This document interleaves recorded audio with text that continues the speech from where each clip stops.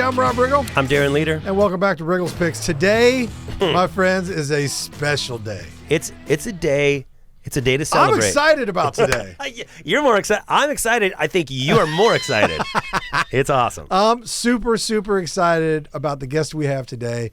And we are honored to have you here with us today, sir. Thank you. Darren, would you like to introduce our guest This today? is the first Did you time. hear my voice went up? Darren, would Yes, you like I would like to do it. Yes. Ladies and gentlemen, I want to introduce our next guest.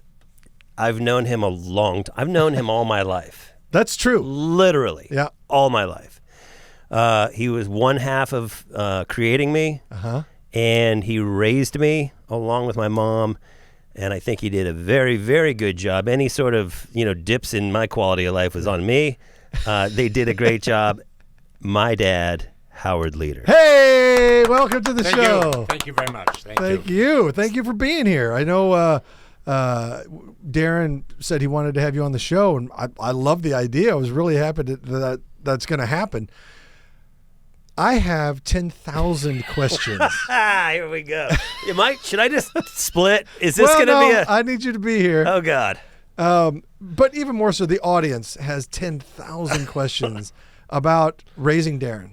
Oh, God. Is that a movie now? Raising Darren? Yeah. Yeah. And I'm not sure if it's a comedy or a horror. Or a dark comedy. Probably a dark comedy. We tease Darren because he's very easy and fun and lighthearted to play with. But, Howard. Yes. Can you tell us...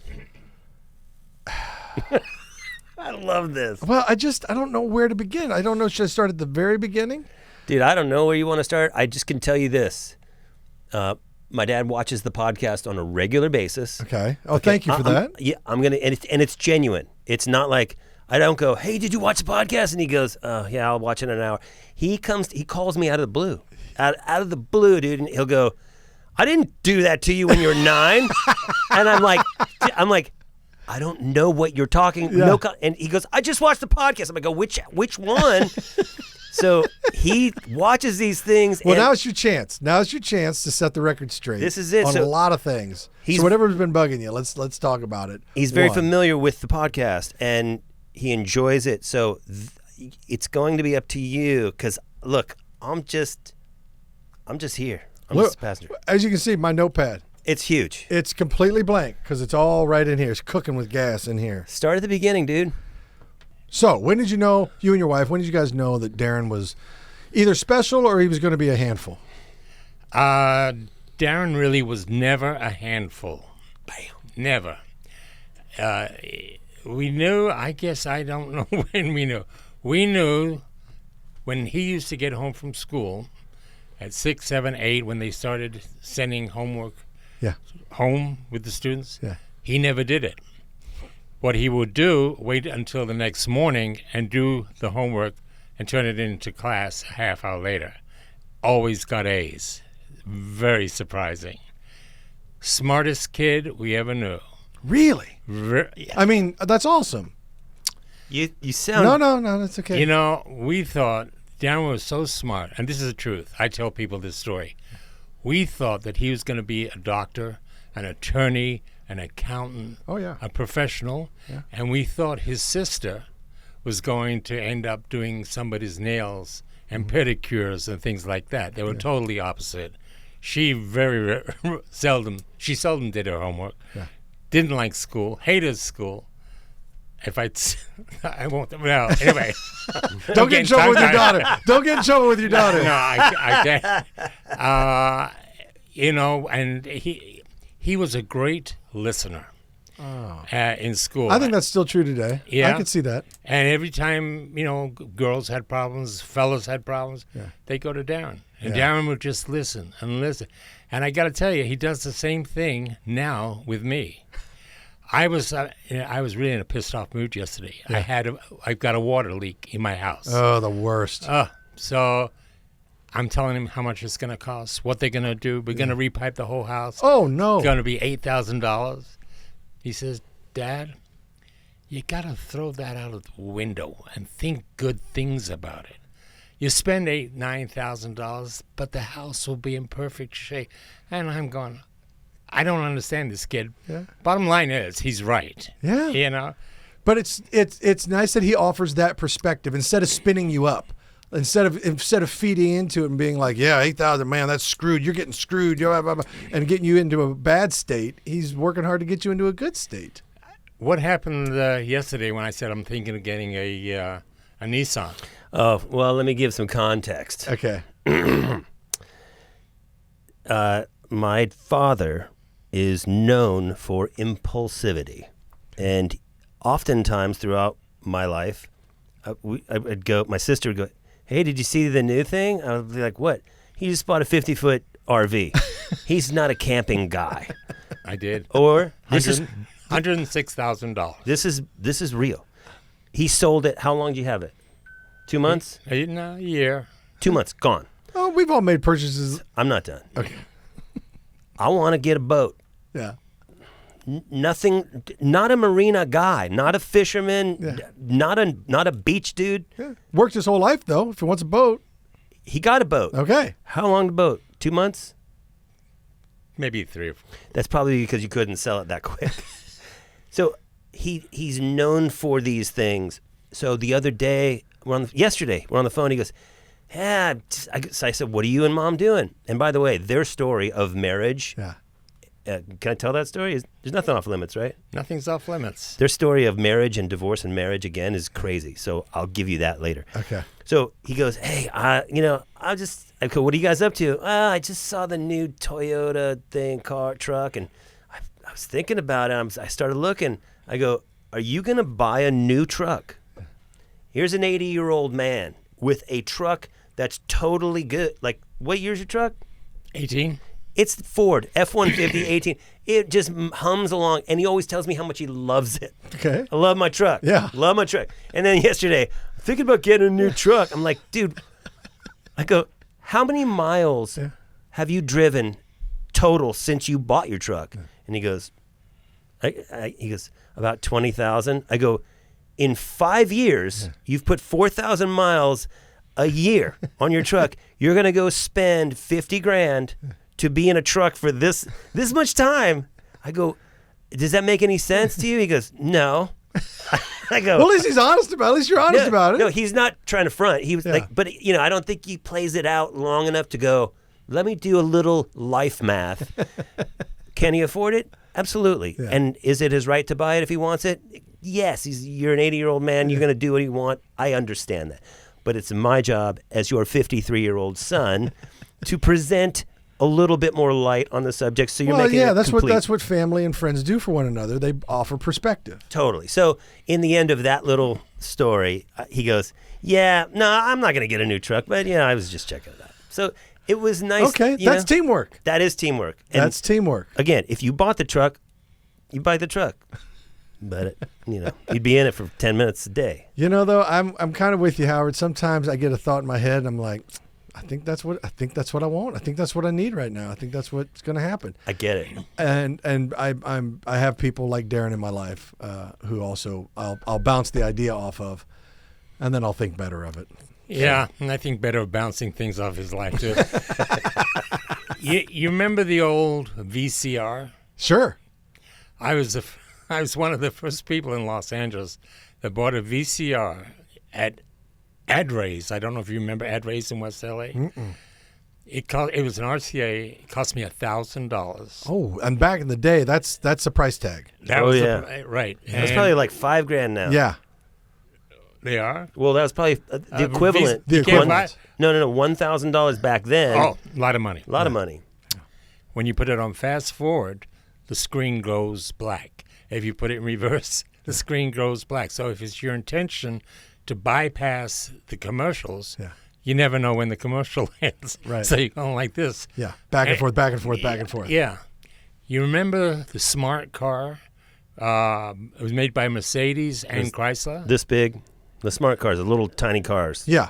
Is it like a Hot Wheels or something? It looks. No. It was a real car you bought. It was a tiny car you really drove. No. Yeah. Claire, can you pull up smart car, please? Okay. What's interesting? Well, it was so unusual. I got pulled over by the police, Oxnard police. He said, "I said, can I help you?" I didn't want to show my ID and tell him who I was. Yeah. He's a retired cop. He said, "Oh yeah, that. Oh yeah. I've seen those. Okay, now I know what you're talking about." I was the first one in Ventura County to buy one, and I had to drive to Santa Barbara North Hollywood to pick it up because they didn't have them in Ventura County yet. Yeah. This is the kind of thing. These are the kind of things. He buys things. He gets on to something and goes, "I'm gonna do it," but then he ends up getting rid of it because he did. He thinks better of it after the fact. Yeah, he does all the factoring after it's purchased and goes, "Wait a minute." That's what I told you yesterday. I said, if I were to buy another car, I'd like to buy a smart car, but they don't make them anymore. Right. And then that's when Mom watched a commercial, and it was the Nissan for something. Yeah. And I liked the commercial, so I wanted to buy it. He's the guy that they target. Then they market right to him. They go, "This guy's probably going to want this truck." So let me ask this question because I might fall into this category myself. When I check out at the grocery store, they have a rack full of impulse purchase magazines, National Geographic History or People magazine. They have candy bars. They have freaking Rubik's cubes. They have all kinds of stuff. Just that last 5 feet before you get to the register, and I feel like they build it just for me. Because I'm impulse sucker number one. I get into that aisle and I'm like, oh, hell yes. Yes, National Geographic. The whole history about Napoleon, yeah, I'll be taking that home with me, and I'll read it cover to cover. It ends up in my toilet. I read maybe a couple paragraphs of the first story, and then it just sits there and collects dust for the rest of my life. Yeah. But at the $14.95 that I paid for it seemed really worth it at the time. He does that with RVs. And boats. That's the difference. You do it with a National Geographic, and he does it with vehicles. It's a commitment. It's a commitment. All right, I'm not trying to get your way. Do you fall subject to the marketing, or is it just that because I'm a marketer's dream? I'll believe all the lies they tell me. To a certain degree. Yeah. But the supermarket thing, I would never buy anything before checking out because I go, I don't need this. I don't want a candy bar. Yeah. I love candy, but it's the idea they're trying to get me to buy one. That pisses me off. Okay. Don't force me. Yeah. If I want it, I'll go to the candy aisle and I'll get it. Yeah. But those things now, you don't like the hard sell. Absolutely not. It's fascinating because he'll buy stuff. Yeah. But I make them work. But you think that it's your idea, but it's all their idea. Yeah, the candy, the boats, the cars. So what's going on here is a serious game of chess. Oh yeah. I don't know, but it's psychological warfare. Don't try to sell me something. Yeah. If I'm ready to buy it, I will buy. I'll let you know. Yeah. And I'll give you the luxury of trying to sell it to me. So when you show up on a car lot, and the guy approaches you, are you instantly mad, or do you understand that he's got to do this? The first words out of my mouth are, "Shut up. Do not take me into that little room and try to sell me a car." Yeah. I love it. I don't want to go. That's your first offering right out of the gate. Okay. Can you imagine growing up with that? Imagine that. You do something wrong. I'm going to take you into the little room and I'm going to try to sell you something. Veterans United is committed to turning the dream of home ownership into a reality for veterans and military families. Hey everybody, I'm Rob Riggle, and I've been partnered with Veterans United for the last 5 years.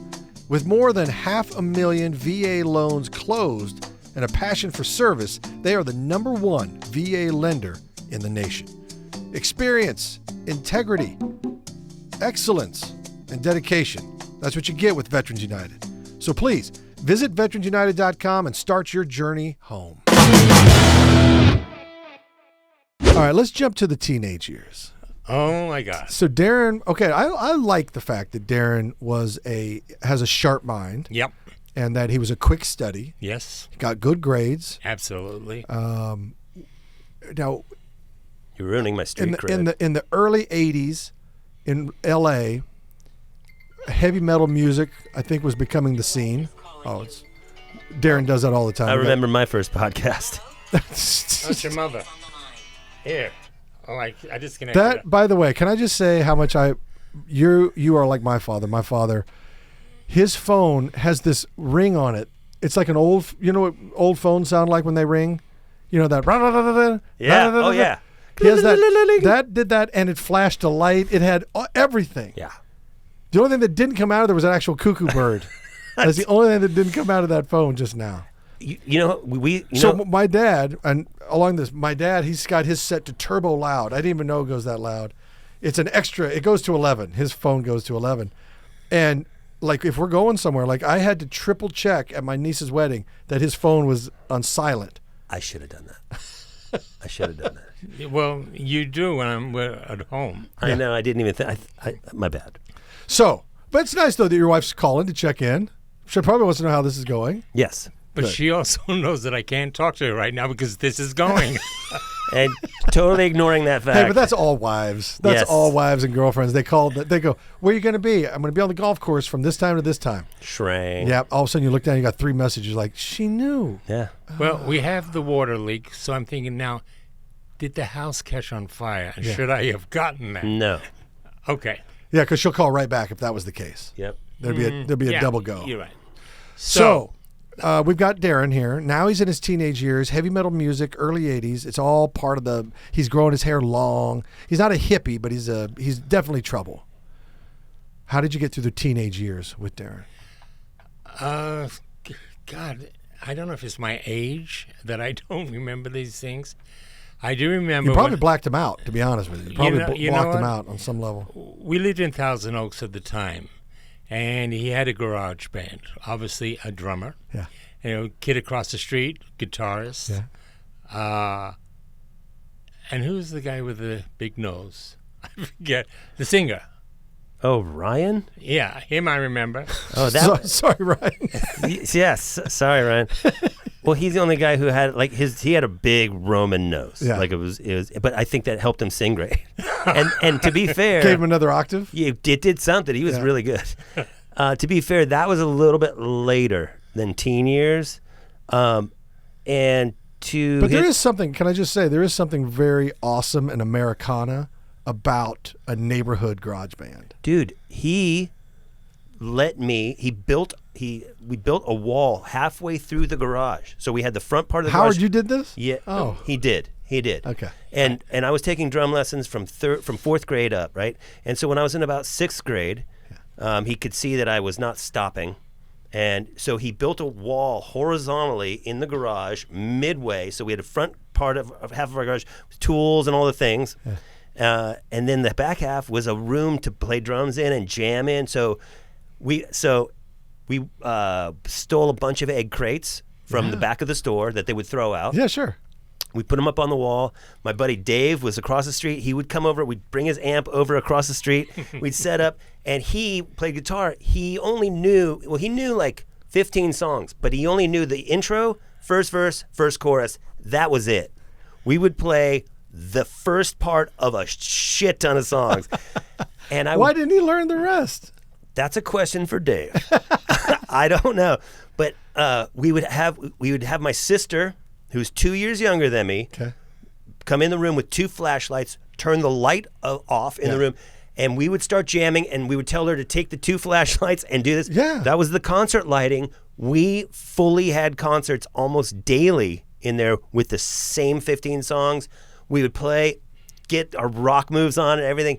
So my dad and my mom were very encouraging. I mean, to build a wall for your kid to play drums at your house when, it wasn't fully soundproof, but it was super supportive. And it made me go, of course I would get to play drums. Isn't this normal? Yeah. And I realized later in life, no, like it's not. No, that normal. was special effort. Special effort at that time. It wasn't the biggest house in the world, and to give me that square footage for that purpose is like it's priceless. It's pretty amazing. That's awesome. That's fantastic. Yeah, was it the first piano lesson was after that? I think. Yeah, just after that. We wanted him to play piano, but when it comes to the drums, he wanted drum lessons. We found this fellow over on Teal Boulevard who gives drum lessons. I forget, $25 for a half hour. I told Darren, look, I don't mind giving you drum lessons, but 2 things. If I ever have to tell you to practice, no more drum lessons. I don't want to hear myself saying, you've got to go practice. Because he had homework. Yeah.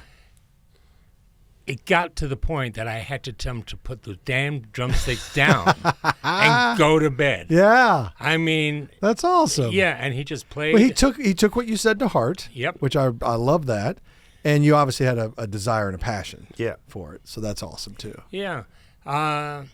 Next question. Growing up in Thousand Oaks with a rock and roll son. Yeah. He had an afro at one point.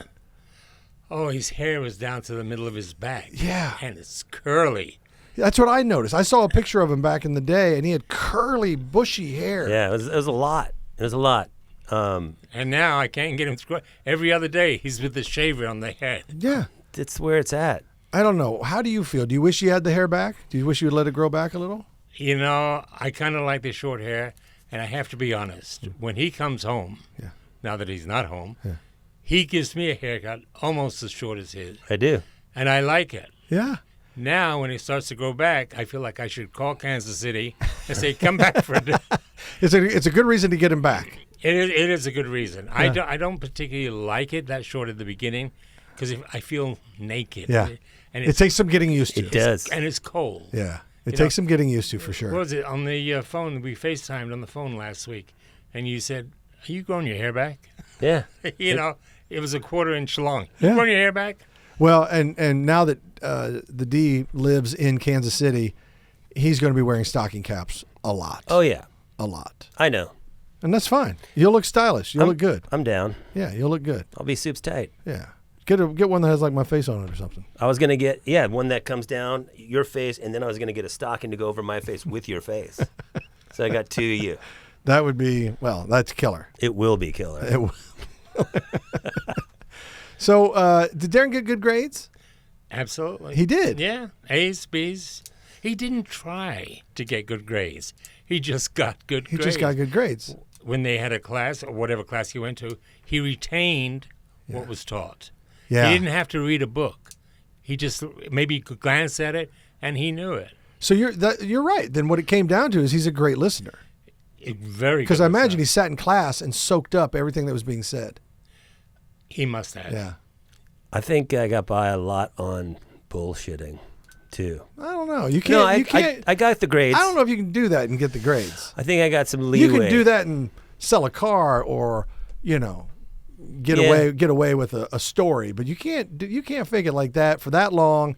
It can't be faked that long, and in that kind of detail when you need for grades. Yeah, school for me was, I enjoyed it. I enjoyed high school. I enjoyed middle school. I enjoyed the social part of it, because the work part of it was like, it was not. It was a waste of time. It was not very difficult, and it was just part of it. But I really enjoyed like playing soccer in high school. I enjoyed lunchtime. I played, music on the quad at lunch a couple times with a band, and I had a great school experience. Well, you're a legendary drummer, but you also play the piano very well. Thank you. You do. Thank you. Is that something that you were glad Mom and Dad made you do? Well, to be honest, I took lessons for 6 weeks. He outgrew the teacher. Well, here's the thing. I didn't outgrow him, but I wasn't interested in learning to read. Okay. So when the teacher came in, he would teach me how to position your fingers. Scales and stuff? A couple of scales, but then we started working on songs, and he was trying to get me to read. So as he would play the song, 1 time through or 2 times through, and he'd go, okay, we're going to work, the first half of the song. Next week, I want you to know first half of the song. He'd come back next week, I'd play the first half of the song. He'd go, okay, that's great. We're going to do the second half. Second half next week. And he goes, okay, we're going to do the full song.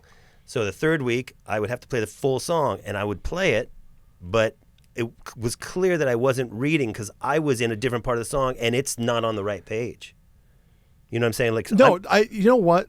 So I used to read stories to my daughter. Mm-hmm. My daughter's a very, very bright young lady. And this is before she could read. She's a little girl. We're talking 3-4 years old. But I would read her the stories, in these little books, and then she would take the book and she would act like she was reading it back to me, but it was the exact, verbatim. The story was right. Word for word in the book.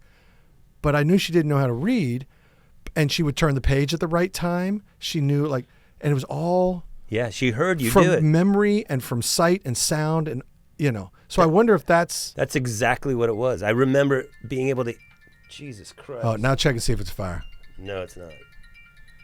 Make it stop. See how he takes control of my phone?